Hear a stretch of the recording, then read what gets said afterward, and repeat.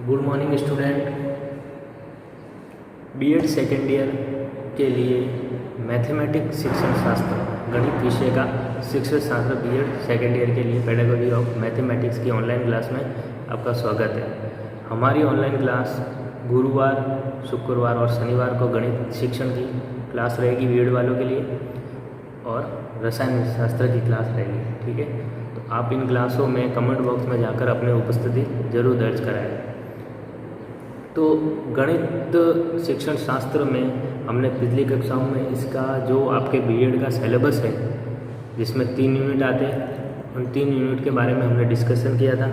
फिर पाठ्यक्रम का अर्थ, उसकी परिभाषाएं, कौन कौन से वैज्ञानिकों ने उसके बारे में क्या क्या कहा था। पाठ्यक्रम का पहला यूनिट ही है पाठ्यक्रम, माध्यमिक स्तर पर पाठ्यक्रम या पाठ्य पुस्तक है। लगभग सिमिलर कोर्स ही है, बाकी विषय जैसा ही है। तो इसमें हमने पढ़ा था कि पाठ्यक्रम का अर्थ क्या है। पाठ्यक्रम का अर्थ क्या होता है? करिकुलम, जो कि पूरे सबसे बना है, जिसका अर्थ क्या होता है? दौड़ का मैदान। ठीक है, दौड़ का मैदान ही है, बच्चा उस दौड़ के मैदान पर दौड़कर अपनी प्रगति साबित करता है पाठ्यक्रम के अनुसार। ठीक है, फिर अलग अलग वैज्ञानिकों, मनोवैज्ञानिकों ने अलग अलग तर्क दिए थे, उनका भी हमने डिस्कशन किया। जैसे मुंडो ने क्या कहा था कि पाठ्यक्रम में वे सभी अनुभव सम्मिलित है जिन्हें शिक्षा उद्देश्यों की पूर्ति के लिए विद्यालय में प्रयोग किया जाता है। तो ये फेमस एक लाइन है कि पाठ्यक्रम में वो सभी उद्देश्य आ जाते हैं जो एक विद्यालय में हम परफॉर्म करवा सकते हैं। आज हमारा मुख्य रूप से टॉपिक रहेगा कि पाठ्यक्रम, पाठ्यवस्तु और पाठ्यचर्या, ये तीनों का अर्थ क्या रहेगा। कभी कभी हम ये गलती करते हैं कि पाठ्यक्रम, पाठ्यवस्तु और पाठ्यचर्या को तीनों को सेम मानते हैं, ये सिमिलर है। कई बातों में सिमिलर आता है, लेकिन व्यापक रूप से देखने पर जाने पर पाठ्यक्रम एक बहुत बड़ी व्यवस्था है, जबकि पाठ्य वस्तुएँ और सिलेबस जो पाठ्यचर्या है वो इसकी सब क्वांटिटी या सब व्यवस्था है और इनके अंतर्गत आती है। तो पाठ्यक्रम के लिए पाठ्य वस्तु है, पाठ्यचर्या शब्द का कहीं प्रयोग होता है, लेकिन जब हमने इसकी संकल्पना व्यापक रूप से की गई, जब नए नए मनोवैज्ञानिक और शिक्षण शास्त्रों ने इसकी व्यापकता दर्शाई, तो हमें देखने को मिला कि पाठ्यक्रम एक विस्तृत स्वरूप है, जबकि पाठ्य वस्तु, जिसे हम सिलेबस कहते हैं, पाठ्यक्रम को क्या कहेंगे? करिकुलम, फिर पाठ्य वस्तु को कहेंगे हम सिलेबस, और पाठ्यचर्या का मतलब है कोर्स स्टडी, या उसको भी सिलेबस कह सकते हैं। ठीक है, तो पाठ्य वस्तु और पाठ्यक्रम को जब व्यापक रूप से देखा गया तो हमने पाया कि पाठ्यक्रम एक बहुत विस्तृत चीज़ है और पाठ्य वस्तु उसका सिर्फ एक हिस्सा है, ना कि स्वयं पाठ्यक्रम है। जैसे विद्यालय है तो विद्यालय से ले लो, विद्यालय पाठ्यक्रम है और कक्षा उसकी पाठ्य वस्तु है। इस तरह हम समझ सकते हैं कि विद्यालय तो हो गया बहुत बड़ा पाठ्यक्रम। ठीक है, सारी चीज़ें आ जाती है विद्यालय में, कक्षा आ जाते हैं, हॉल आ जाता है, मैदान आ जाते हैं, प्रयोगशालाएँ आ जाती है, ऑफिस आ जाते हैं। ठीक है, उससे मतलब नहीं है, तो वो पूरा हो गया। स्कूल एक पूरी हो गई पाठ्यक्रम, और कॉलेज पूरा एक हो गया पाठ्यक्रम, और उसकी कक्षा जैसे गणित की कक्षा कहाँ है? तो यहाँ है, तो वो गणित की कक्षा हो गई हमारी सिलेबस। ठीक है, तो इस तरह का एक निश्चित विवरण हम दे सकते हैं। ठीक है, तो पाठ्यक्रम में वे सभी अनुभव आते हैं जिनको विद्यालय जीवन में प्राप्त करते हैं। ठीक है, वो सभी अनुभव आएंगे। पाठ्यक्रम पूरा साल देखकर डिसाइड होता है कि पाठ्यक्रम में कौन कौन चीज़ आएगी। जैसे कक्षा का शिक्षण आ गया, ठीक है, फिर खेल कूद आ गया, जो खेल महोत्सव होते हैं, जो खेल क्या कहते हैं, पीरियड चलते हैं, वो आ गए, इंस्ट्रूमेंट आ गया, कंप्यूटर का ज्ञान आ गया, शैक्षणिक क्रियाएँ आ गई, भ्रमण आ गया, शैक्षणिक भ्रमण, जो पिकनिक टूर जाते हैं, एजुकेशनल टूर, वो सारे आ गए, वो भी करिकुलम का हिस्सा होते हैं। और अन्य चीज़ें आ गई, कोई भी सामाजिक स्तर पर कोई भी कार्यक्रम, सांस्कृतिक कार्यक्रम, मनोवैज्ञानिक कार्यक्रम, कुछ क्या कहते हैं, बच्चों के लिए कुछ प्रतियोगिताएँ आयोजित होती है, वो सारे, तो ये सभी एक पाठ्यक्रम का हिस्सा होता है। ठीक है, पूरा विस्तृत आ गया पाठ्यक्रम में। तो कक्षा के अंदर का भी आयोजन पाठ्यक्रम में आएगा और बाहर का भी आयोजन पाठ्यक्रम में शामिल होगा। ठीक है, पर पाठ्य वस्तु में क्या शामिल होगा?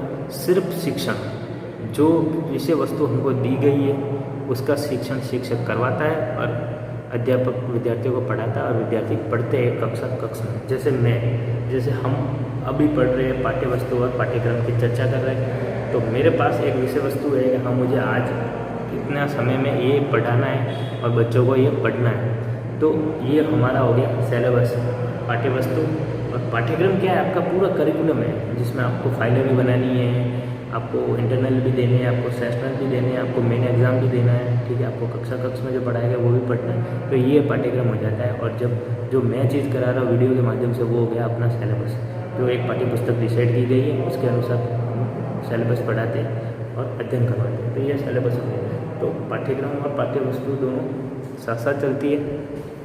पाठ्यक्रम एक बहुत बड़ी चीज़ है और पाठ्य वस्तु उसका एक हिस्सा है, ठीक है। तो दोनों को सिमिलर ना मानते हुए अलग अलग मानते हैं, ठीक है। तो उसके लिए परिभाषा, कई तरह की परिभाषा दी गई। यूनेस्को, ठीक है, जो यूएन का एक पार्ट है जो शिक्षा के लिए काम करता है, उसने क्या कहा है, पाठ्यक्रम अध्ययन के लिए विषय, उसकी व्यवस्था एक क्रम का निर्धारण करता है तथा वे अध्ययन विषयों में एक रूपता का सुनिश्चित करता है तथा विषयों के बीच अंत संबंध स्थापित करने में सुविधा हो जाती है, ठीक है। पाठ्यक्रम का मुख्य उद्देश्य ये रहेगा कि वो क्या करेगा, पहले तो विषय की व्यवस्था करेगा, ठीक है, फिर उसका क्रम डिसाइड करेगा कि ऐसा करवाना है, फिर उन अध्ययनों में एक रूपता लाएगा कि हाँ कैसे एक रूपता लाइए, फिर अलग अलग विषयों के बीच में अंतर संबंध डिसाइड करेगा कि अंतर संबंध उनमें क्या क्या रहा और कैसे रहा, ठीक है। पाठ्यक्रम क्या करेगा, प्रत्येक विषय को पढ़ाने का उद्देश्य डिसाइड कर सकता है, उसकी गति डिसाइड कर सकता है, ग्रामीण क्षेत्र में कैसे पढ़ाना है, शहरी क्षेत्र में कैसे पढ़ाना है, विज्ञान शिक्षण कैसे करवाना है, गणित कैसे करना है, SST कैसे पढ़ानी है, ये सब पाठ्यक्रम हम पहले से ही डिसाइड कर लेते हैं। ये पाठ्य वस्तु क्या डिसाइड करेगा, सिर्फ शिक्षण के अंतर वस्तु, मतलब शिक्षण कार्य में उसकी क्या उद्देश्य रहेगी, ज्ञान कितनी सीमा तक देना है, विद्यार्थी कितने बैठना चाहिए, उनके कौशलों में क्या क्या विकास होना चाहिए, उनमें एक कक्षा पढ़ाने के बाद कौन से व्यवहार का परिवर्तन हुए, ये सारा सिलेबस डिसाइड करेगा, ठीक है। तो ये कुछ बेसिक अंतर रहता है जिसके बारे में बताना जरूरी था, इसलिए ध्यान रखना, ठीक है।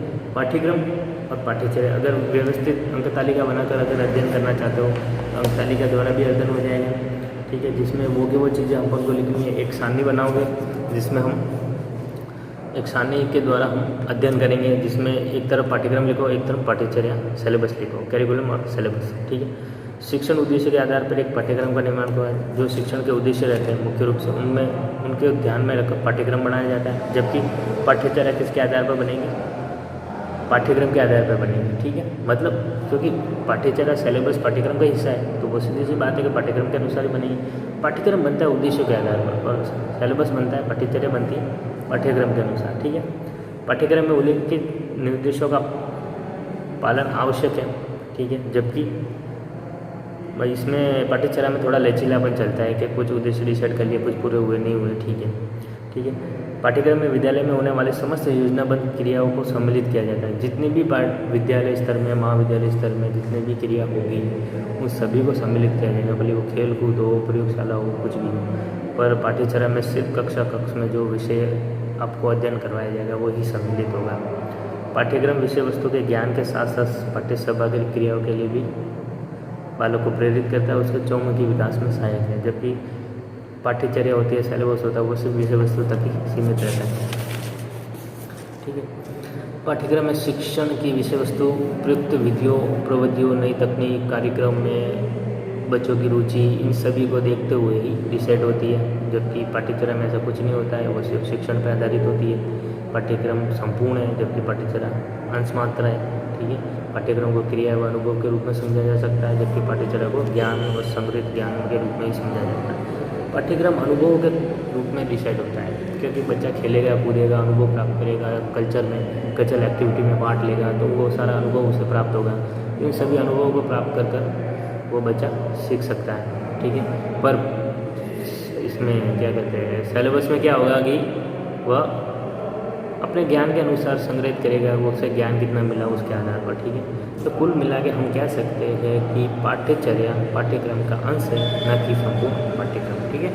एक अंतिम लाइन से हम पूरा डिटेलिंग समझ सकते हैं कि पाठ्यचर्या है या सिलेबस है वो पाठ्यक्रम का एक अंश मात्र है, ना कि पूरा करिकुलम है, ठीक है। मतलब करिकुलम में बड़ी अवस्था है और जिसमें छोटा सा पार्ट है सिलेबस है, ठीक है। तो ये पाठ्यक्रम, पाठ्यचर्या और अपना पाठ्यवस्तु और पाठ्यचर्या को ये नहीं मानते हैं, स्टडी ऑफ कोर्स, ठीक है।